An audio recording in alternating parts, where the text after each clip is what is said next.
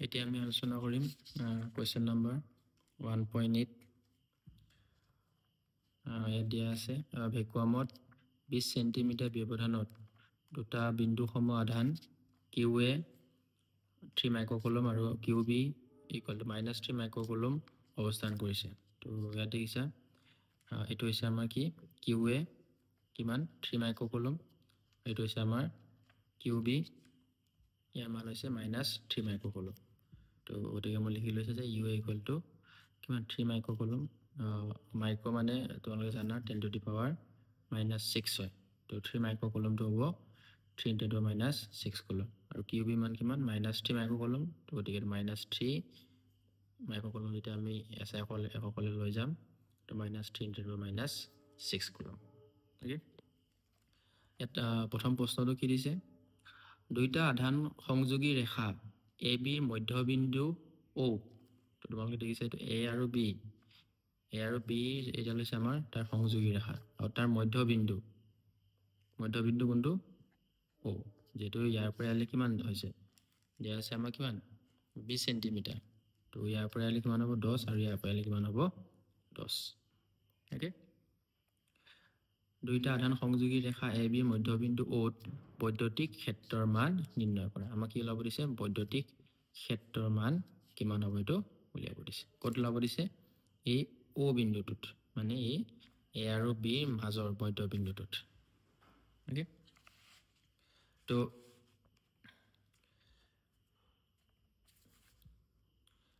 ইয়াৰ কাৰণে আমি অকমান জানিব লাগিব যে আমাৰ বৈদ্যুতিক ক্ষেত্ৰটো আচলতে হয় কি। ওকে, ধৰি লোৱা আমাৰ লগত এটা কি আছে আধান আছে। ওকে, তো যেতিয়া এটা আধান থাকে এই আধানৰ চাৰিওফালে এনেকুৱা এটা ক্ষেত্ৰ সৃষ্টি হয় য'ত কি কৰিব পাৰে সেই আধানটোৱে তাৰ নিজস্ব যি বল আকৰ্ষণ বা বিকৰ্ষণ বলক কি কৰিব পাৰে দেখাব পাৰে। ওকে, মানে অৰ্থটো কি ধৰি লোৱা হ'ল ইয়াৰ পৰা বোলে ইয়াৰ পৰা পজিটিভ চাৰ্জ এটা ইয়াৰ ভিতৰলৈ সোমাব যদি বিচাৰে, তো ইও যদি পজিটিভ হয় তেতিয়াহ'লে কি কৰিব ইয়াৰ দুটাৰ মাজতে কি হ'ব বিকৰ্ষণ বলৰ সৃষ্টি হ'ব। আৰু যদিহে ইয়াৰ পৰা যদি এটা নেগেটিভ চাৰ্জ যদি সোমাব বিচাৰে তেতিয়াহ'লে কি হ'ব ই পজিটিভ আৰু নেগেটিভ, তেতিয়াহ'লে সিহঁতৰ দুটাৰ মাজত কি হ'ব এটা আকৰ্ষণ বলৰ সৃষ্টি হ'ব। ওকে, তো এই আকৰ্ষণ বল বা বিকৰ্ষণ বলৰ ক্ষমতাটো কিমান ক্ষমতা সেইটোকে আমি কি বুলি ক'ম সেই চাৰ্জৰ বা সেই আধানৰ বৈদ্যুতিক ক্ষেত্ৰ বুলি ক'ম। আৰু বৈদ্যুতিক ক্ষেত্ৰৰ যোনটো ফৰ্মুলা ওকে সেইটো হৈছে 1/4πε0 Q/R²। এই ফৰ্মুলা তোমালোকে কি কৰিব লাগিব মনত ৰাখিব লাগিব। এইটো হৈছে আমাৰ বৈদ্যুতিক ক্ষেত্ৰৰ ফৰ্মুলা। আৰু মনত ৰাখিবা যদিহে কি হয় আমাৰ আধানটো কি হয় পজিটিভ হয়, পজিটিভ আধান হ'লে তাৰ যোনবিলাক ক্ষেত্ৰৰ ৰেখাবিলাক সদায় আধানৰ পৰা কি হয় বাহিৰৰ ফালে ওলাই যায় আৰু ক'লৈকে ওলাই যাব অসীমলৈকে এনেকুৱা ধৰণৰ। আৰু যদিহে আমাৰ আধানটো কি হয় নেগেটিভ হয় তেতিয়াহ'লে কি হ'ব ইয়াৰ যিবিলাক ক্ষেত্ৰৰ ৰেখা হ'ব কি হ'ব বাহিৰৰ পৰা ভিতৰলৈ সোমাই আহিব, মানে অসীমৰ পৰা আমাৰ আধানটোলৈ সোমাই আহিব। এই কনচেপ্টটো মনত ৰাখিবা। পজিটিভ হ'লে বাহিৰলৈ ওলাই যাব আৰু নেগেটিভ হ'লে তোমাৰ কি হৈছে ভিতৰলৈ সোমাই আহিব। ওকে, তেতিয়া আমি প্ৰশ্নটো লৈ আহোঁ। ওকে, তো আমাৰ লগত দুটা চাৰ্জ, এটা হৈছে QA আৰু এটা হৈছে আমাৰ QB। ওকে, তো QA চাৰ্জৰ কাৰণে O বিন্দুত কি কৰিব এটা ইলেক্ট্ৰিক ফিল্ড আহিব, মানে বৈদ্যুতিক ক্ষেত্ৰ আহিব। ঠিক তেনেদৰে QB চাৰ্জৰ কাৰণেও O বিন্দুত কি আহিব এটা বৈদ্যুতিক ক্ষেত্ৰ আহিব। তো আমি এতিয়া দুইটা এটা কিমান হ'ব তাৰ মানটো আমি উলিয়াম। ওকে, তো QA ৰ বাবে বিন্দুত বৈদ্যুতিক ক্ষেত্ৰ,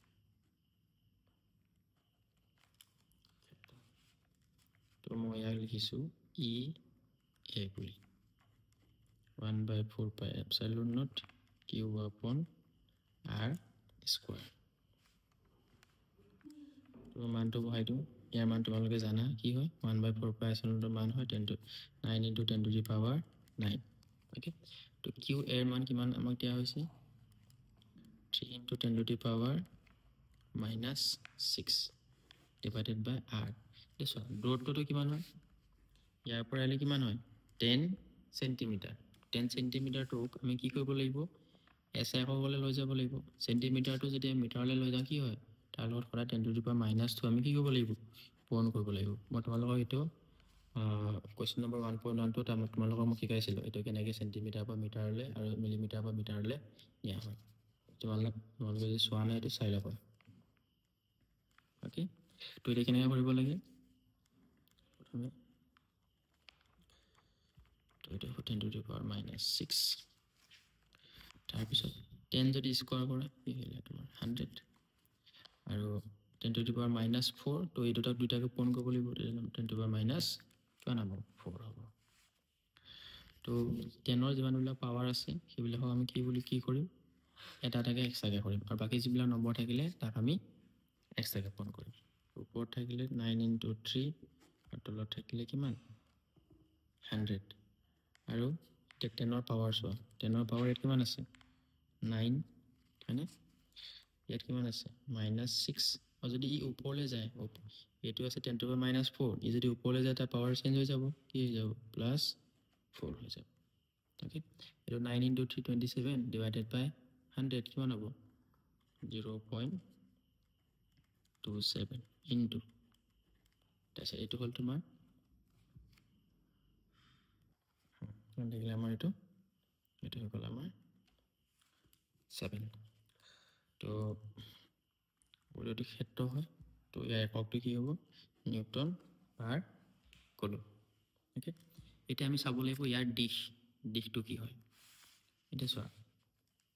এই আধানটো হৈছে আমাৰ কি এই আধানটো হৈছে আমাৰ এটা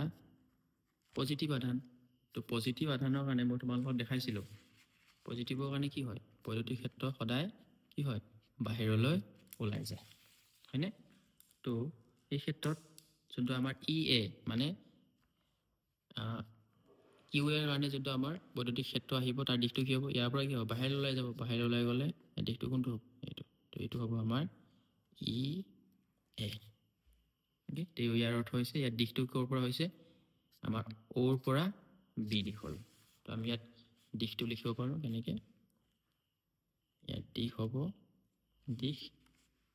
অ'ৰ পৰা বি লৈকে নেক্সট আমাৰ যোনটো কিউ বি কাৰণেও এখন ইয়াত কি আহিব বৈদ্যুতিক ক্ষেত্ৰ আহিব তাৰ মান আমি উলিয়াব লাগিব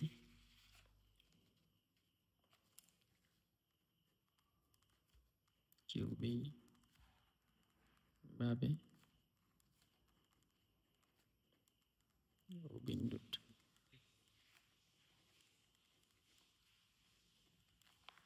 বৈদ্যুতিক ক্ষেত্ৰৰ মান তাক আমি কি বুলি লিখিম ই বি বুলি লিখিম ফৰ্মুলা কি হ'ব 1/4πε0 q b upon r square okay ইয়াৰ মানটো কৈছোঁ অলৰেডি কিমান 9 × 10⁻9 ওকে আৰু কিউ বি তাৰ মানটো হৈছে 3 মাইক্ৰ' কুলম হয়নে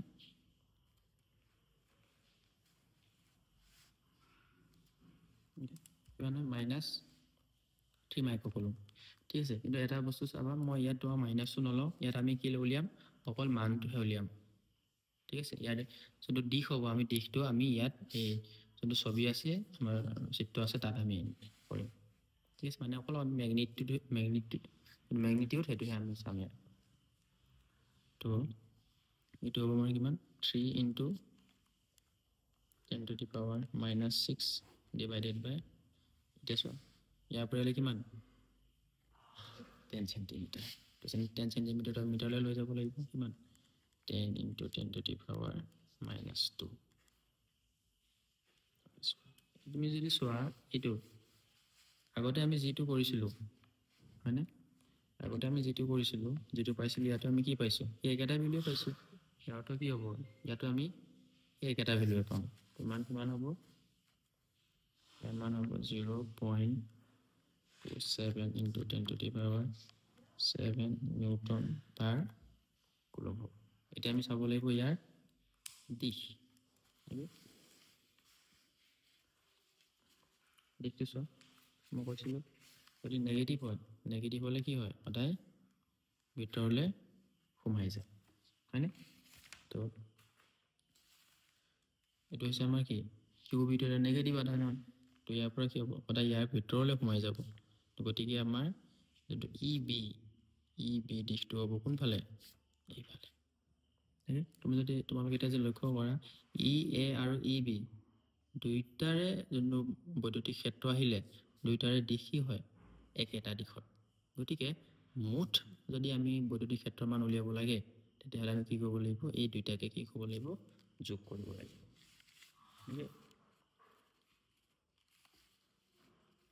আৰু কি তুমি যদি চোৱা ই এ আমাৰ যোনটো দিশত আহিছে ই বিও কি হৈছে সেইকেইটা দিশতে আহিছে হয়নে নহয়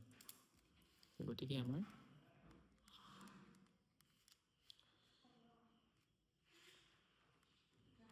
গতিকে মুঠ যে আমাৰ বৈদ্যুতিক ক্ষেত্ৰ হ'ব মানে এই নেট এইটো কি হ'ব আমাৰ ই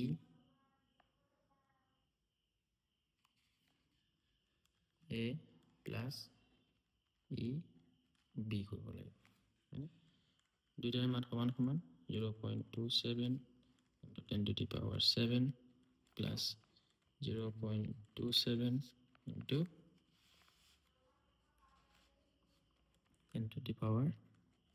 7 10 to the power 7 10 to the power 7 কি হ'ব দুইটা ফালৰ পৰা কি হ'ব আমাৰ কমন আহিব ওকে আৰু 0.27 কিমান আহিলে 0.54 into 10 to the power 7 Newton per coulomb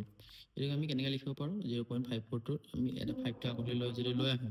কিমান হ'ব 5.4 into 10 to the power 6 Newton per coulomb okay তো এতিয়া যদি আমি দিশটো চাওঁ ওকে দিশটো যদি আমি চাওঁ ইয়াত তোমালোকে এছোৱা ই এ আৰু ই বি দুইটা কোন ক'ৰ পৰা ক'লৈ গৈছে অ'ৰ পৰা বি দিশত গৈছে ওকে গতিকে আমাৰ যিটো মুঠ বৈদ্যুতিক ক্ষেত্ৰ আহিব তাৰ দিশ কি হ'ব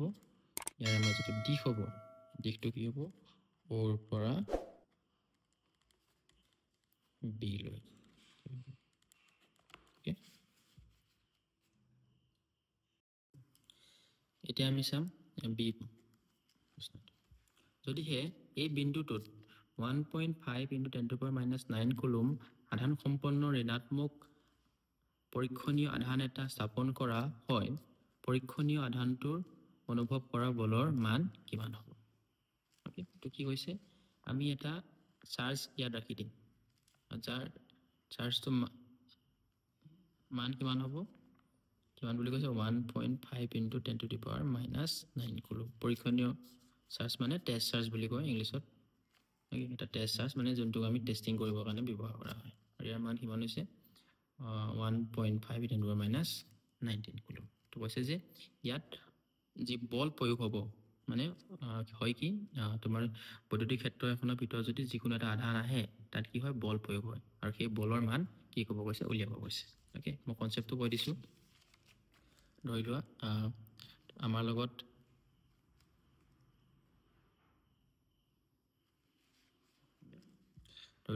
নিৰ্দিষ্ট এখন কি আছে বৈদ্যুতিক ক্ষেত্ৰ আছে ওকে আৰু এই বৈদ্যুতিক ক্ষেত্ৰৰ ভিতৰত ধৰি লোৱা এটা কিউ এটা আহি পেলাই কি কৰিলে ইয়াত সোমাই আহিলে ওকে তো যেতিয়া এই বৈদ্যুতিক ক্ষেত্ৰৰ ভিতৰত ই সোমাই আহিব তো ইয়াত কি হ'ব এই বৈদ্যুতিক ক্ষেত্ৰখনৰ বাবে এই আমাৰ যিটো আধান এই আধানৰ এটা বল প্ৰয়োগ হ'ব আৰু সেই বলৰ মান হ'ব কিমান কিউ ইনটু ই এইটো মনত ৰাখিবা কিউ মানে হৈছে আধানৰ মান আৰু ই মানে হৈছে তোমাৰ বৈদ্যুতিক ক্ষেত্ৰখনৰ মান চাৰ্জ ইনটু ইলেক্ট্ৰিক ফিল্ড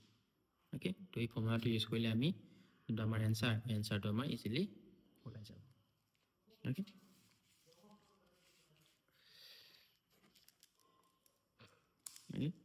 তো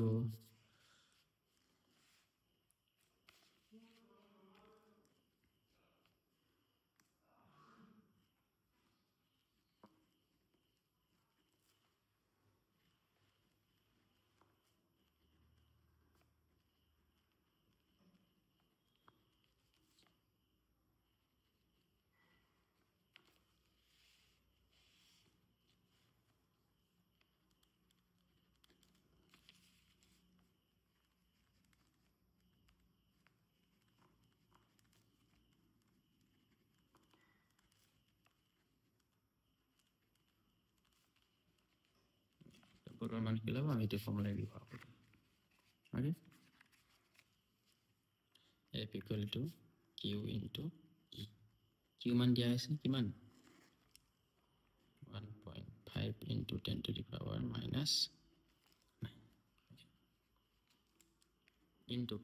বৈদ্যুতিক ক্ষেত্ৰৰ মান আমি উলিয়াই থৈছিলোঁ কিমান আছিলে আমাৰ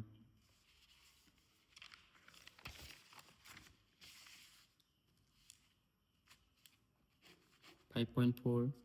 into 10 to the power 6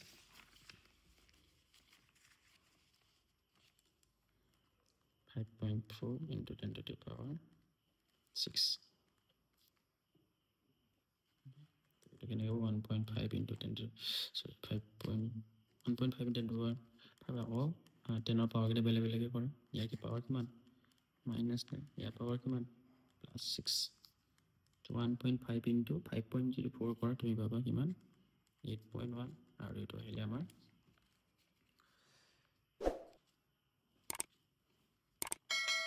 next যেহেতু এটা বল হয় তো বলৰ একক কি হয় নিউটন তো এটা হমাৰ উপযুক্ত বল